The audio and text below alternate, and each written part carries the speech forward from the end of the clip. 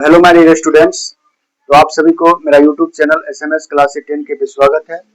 तो आज मैं आप लोगों को जो केमिस्ट्री का इंपॉर्टेंट क्वेश्चन जैसे कि मैं आप देख रहे हो वीडियो के माध्यम से करा रहा हूँ। तो चैप्टर नंबर 1 का जो केमिस्ट्री का है मैं उसका इंपॉर्टेंट क्वेश्चन जो बचे हुए थे उसको लास्ट वीडियो आज मैं कराने जा रहा हूँ। तो देखते हैं जो पहला क्वेश्चन होगा इस वीडियो के माध्यम से। तो लिखेंगे पहला क्वेश्चन जो हो जाएगा इसमें लिखेंगे जब लोहे के कील को, क्वेश्चन हो जाएगा क्या, बहुत इंपॉर्टेंट है एनसीईआरटी बुक का। जब जब लोहे के कील को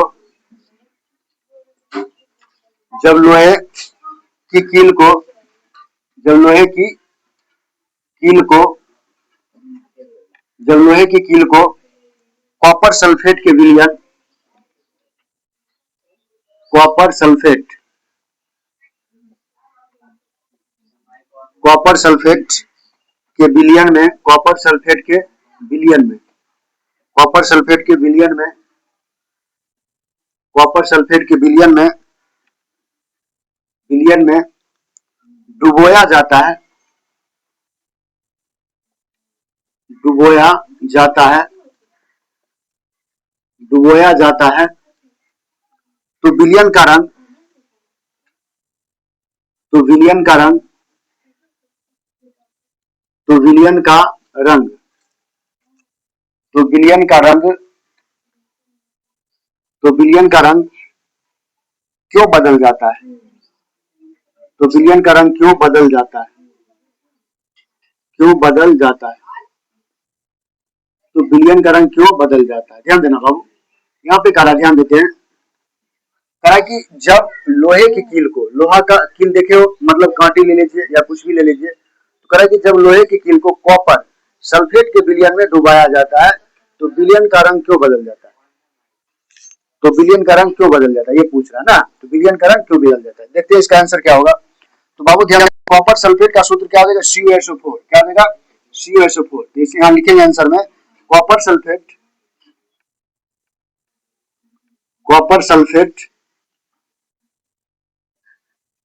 लिखेंगे, कॉपर सल्फेट यानी CuSO4। कॉपर सल्फेट का सूत्र क्या होता है, CuSO4 के नीले रंग के नीले रंग के विलयन नीले रंग के विलयन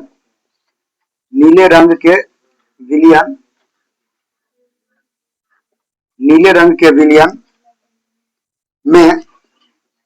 के विलयन में लोहे की कील लोहे की लोहे के लोहे के कील डालने पर लोहे के कील डालने पर उसका नीला रंग उसका नीला रंग उसका नीला रंग उसका नीला रंग विलुप्त हो जाता है उसका नीला रंग विलुप्त हो जाता है उसका नीला रंग क्या होता है, वो विलुप्त हो जाता है। देखो कह रहा है कि कॉपर सल्फेट का जो रंग होता है वो नीला होता है। क्या होता है बाबू, कैसा होता है, नीला होता है। और जब हम उसको डालते हैं, लोहे की कील को डालते हैं, तो नीला रंग क्या होता है, विलुप्त हो जाता है। क्या होता है, विलुप्त होता है। इसका रीजन पूछ रहा है, क्या है रीजन, क्या काउज है।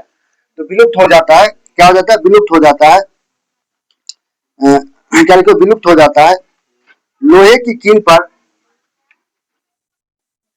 लोहे लोहे की कील पर लोहे की कील पर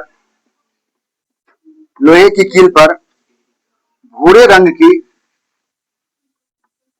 भूरे रंग की भूरे रंग की कॉपर की परत जम जाती है। भूरे रंग की कॉपर की परत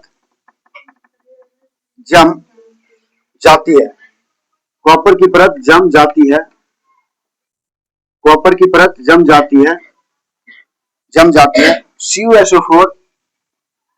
CuSO4 यानी कॉपर सल्फेट CuSO4 के नीले विलयन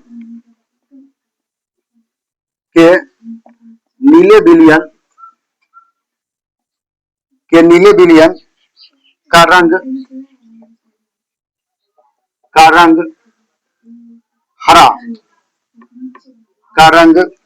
हरा यानी FeSO4 के निर्माण के कारण होता है, के निर्माण के कारण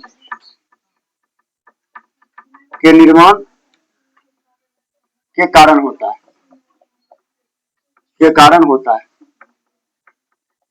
ठीक है। FeSO4 जो देख रहे हो यानी कह रहा है, समझिएगा, कह रहा है कि यहाँ पे फेरस सल्फाइड क्या हो जाएगा, फेरस सल्फेट, यानी जो लोहा जो होता है फेरस सल्फेट के कारण होता है। लोहा जो देख रहे हो कि क्या होता है, लोहा होता है, और Fe किसका सूत्र होता है, लोहा का होता है, और SO4 क्या होता है, सल्फेट होता है, यानी फेरस सल्फेट।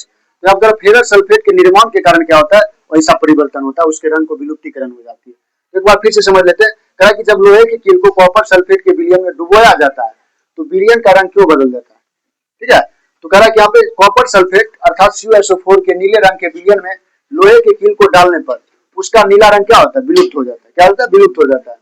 लोहे की कील पर भूरे रंग की कॉपर की परत देखते हो, जंग लग जाता है, भूरा कलर का हो जाता होता है ना। तो यहाँ पे कह रहा है कॉपर की परत जम जाती है, किसकी परत जम जाती है, कॉपर की परत जम जाती है, जिसका सूत्र क्या होता है, CuSO4। कह रहा है कि कॉपर सल्फेट के नीले विलयन का रंग हरा हो जाता है। कैसा हो जाता है, हरा हो जाता है। FeSO4 अर्थात फेरस सल्फेट के निर्माण के कारण होता है। किसके निर्माण के कारण होता है, फेरस सल्फेट के निर्माण के कारण होता है ऐसा, ठीक है। चलते हैं अगला प्रश्न लिखेंगे इसको। तो पहला जो क्वेश्चन अगला प्रश्न कर रहा है, अगला प्रश्न क्या हो गया, देखिए बहुत इंपॉर्टेंट ये सब चीजें लिखिएगा। अगला प्रश्न क्या है, निम्न अभिक्रियाओं के लिए निम्न अभिक्रियाओं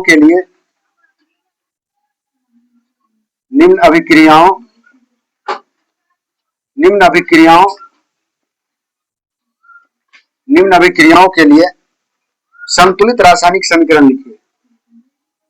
संतुलित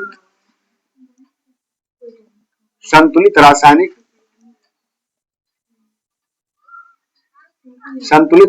समीकरण लिखिए। संतुलित रासायनिक समीकरण लिखिए, यानी कह रहा कि कुछ अभिक्रिया है उसके बारे में कह लिखने के लिए संतुलित रासायनिक समीकरण लिखने के लिए कहा कि निम्न अभिक्रियाओं के लिए क्या करना है, संतुलित रासायनिक समीकरण लिखना। तो पहला जो क्वेश्चन हो जाएगा, मान लीजिएगा पहला प्रश्न है नंबर 1 में, कैल्शियम हाइड्रोक्साइड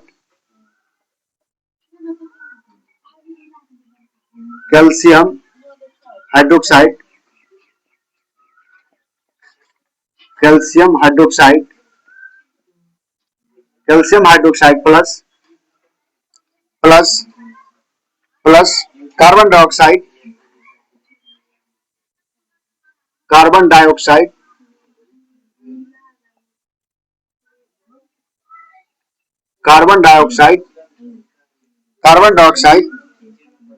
और इधर हो जाएगा आपके पास कैल्शियम कार्बोनेट प्लस जल,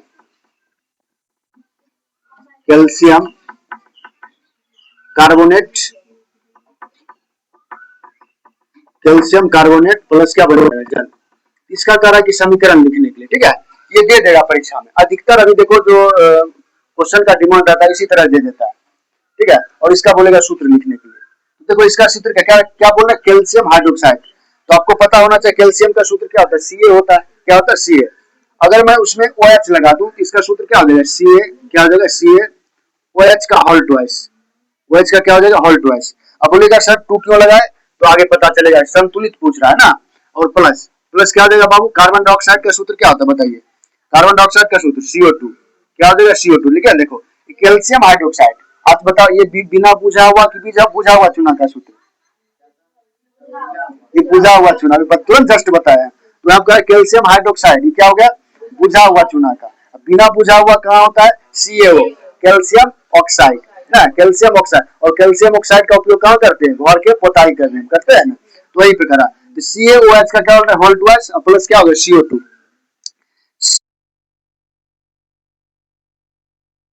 क्या बनेगा, कैल्शियम कार्बोनेट CO3 और प्लस क्या बन जाएगा, H2O बन जाएगा। क्या बन जाएगा बाबू, H2O, ठीक है। अगर दूसरा प्रश्न की बात किया जाए तो दूसरा प्रश्न आपका हो जाएगा कि जिंक प्लस सिल्वर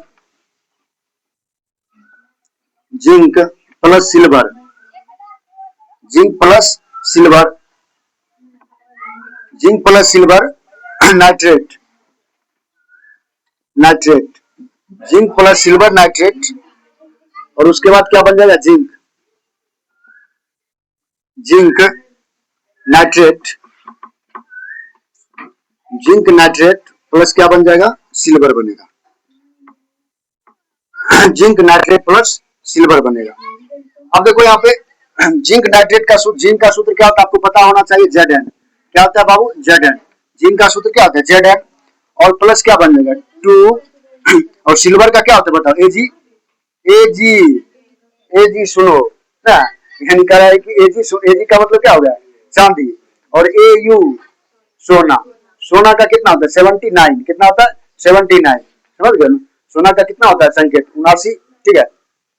तो Zn प्लस क्या होगा Ag, क्या हो जाएगा Ag, और क्या हो जाएगा AgNO3, नाइट्रेट पूछ रहा है, NO क्या हो जाएगा NO3, AgNO3, उसके बाद क्या बन जाएगा इधर Zn, क्या हो जाएगा Zn, NO3 का होल ट्वाइस, NO3 का क्या हो जाएगा होल ट्वाइस, और क्या बन जाएगा प्लस 2Ag बन जाएगा। आज बोलिए सर ये सब इतना आप लिख रहे, क्योंकि संतुलित पूछ रहा है ना, तो संतुलित करके बैलेंस करके देना पड़ेगा ना इसको।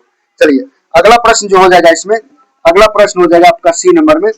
सी नंबर में कह रहा है कि सी नंबर में कह रहा है aluminium, aluminium,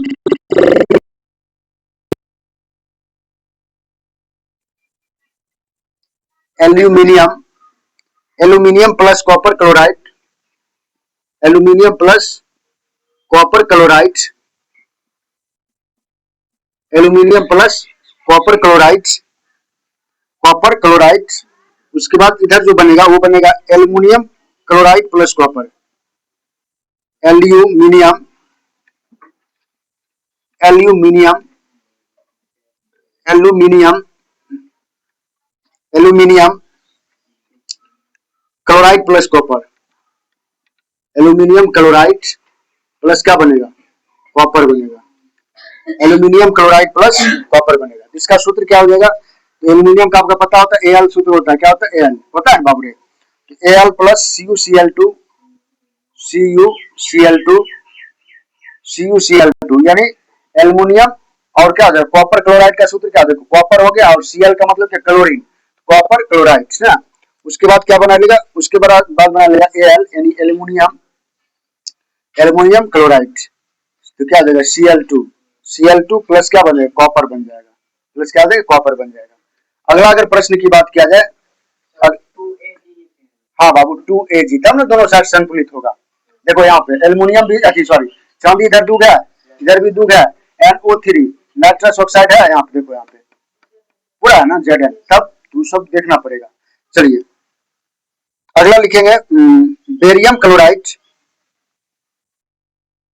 barium chloride, barium chloride, barium chloride, barium chloride, और plus potassium sulphate, plus potassium, plus क्या होता है potassium sulphate, potassium sulphate, potassium sulphate को जब हम रिएक्ट कराएंगे तो ये बनाएगा barium sulphate, barium sulphate, barium sulphate, और plus potassium chloride, potassium chloride, potassium chloride क्या बनाएगा, पोटेशियम क्लोराइड क्या बनाएगा बाबू, पोटेशियम क्लोराइड।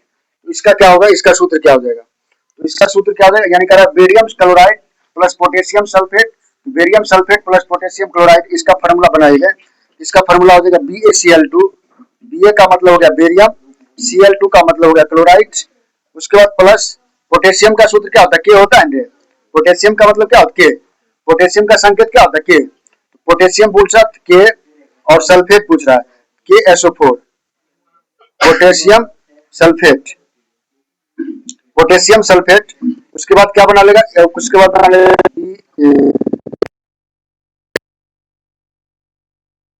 2Kc, यानी कह रहा पोटेशियम क्लोरीन क्लोराइड, तो क्या हो जाएगा C। तो ये आपका था, ठीक है, इसको लिख लीजिए, बहुत इंपॉर्टेंट है, ठीक है ना। अब जो मैं आपको अगले क्लास में कराने वाले हूँ वो संतुलित रासायनिक समीकरण होमवर्क के तौर पे दूंगा, और घर से आपको क्या करना है, संतुलित करके आना है। क्या करना है, घर से संतुलित करके आना है, ठीक ना। इसको समझ गए आप लोग, चलिए इसको लिख लीजिए जल्दी जल्दी, ठीक है। तो बाबू ये था इंपॉर्टेंट आपका चैप्टर नंबर 1 का थ्योरी। तो आपका चैप्टर नंबर 1 का थ्योरी क्या हो गया, पूरी तरह से समाप्त हो गया। तो अगले वीडियो में मैं आपको क्या करूंगा, लेकर आऊंगा आपके सामने ऑब्जेक्टिव और सब्जेक्टिव, ठीक है, सॉरी ऑब्जेक्टिव प्रश्न। तो क्या होगा, ऑब्जेक्टिव, ठीक है। तो ये था आपका क्या, एकदम आसान और देहाती भाषा में था ना, तो आप लोग देख लिए। तो फिर से मिलते हैं नेक्स्ट वीडियो में। अगर ये वीडियो अच्छा लगा हो तो मेरा जो चैनल है उसको सब्सक्राइब करें, बेल आइकन दबावे और अपने दोस्तों में ज्यादा से ज्यादा शेयर करें। धन्यवाद।